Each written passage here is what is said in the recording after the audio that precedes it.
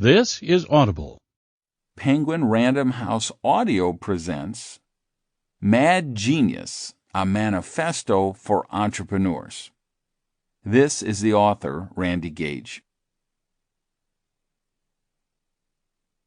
What is it about genius that tortures so many who possess it? A mad genius, if ever there was one, Hunter S. Thompson, was asked how he created his unique brand of brilliance.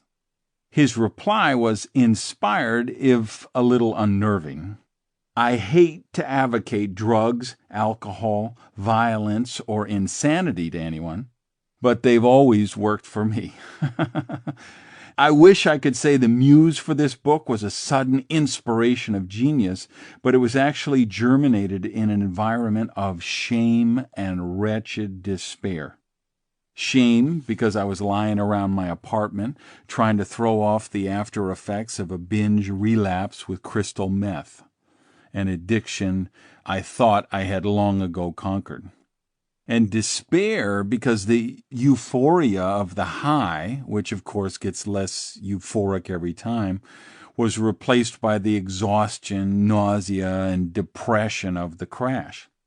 Among meth addicts, these days are called Suicide Tuesdays for reasons you can probably imagine. Now, if you think that seems like a less than opportune environment to foster creative genius, you're only half right.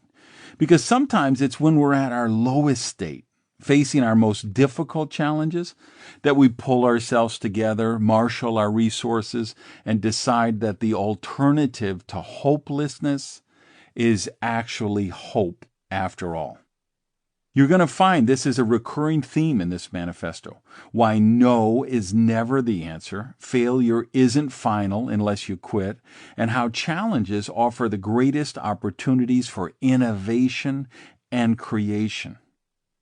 Obviously, this relapse was one more chapter of the twisted hero's journey that my subconscious mind felt necessary to create for myself to overcome my own insecurities and worthiness issues.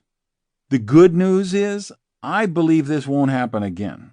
Sometimes you just know when you're done. I felt that way after I took my last drink on my 20th birthday, and 35 years later, never had another desire for another one. And just as I felt my life worked better without alcohol in it, I now feel that recreational drug use doesn't enrich my life, but destroys it. So I chose life. But I also had this unnerving pang. Could I still write, or would the goddess of creativity abandon me at the altar? Would I still possess the gift to recognize opportunities and build entrepreneurial ventures?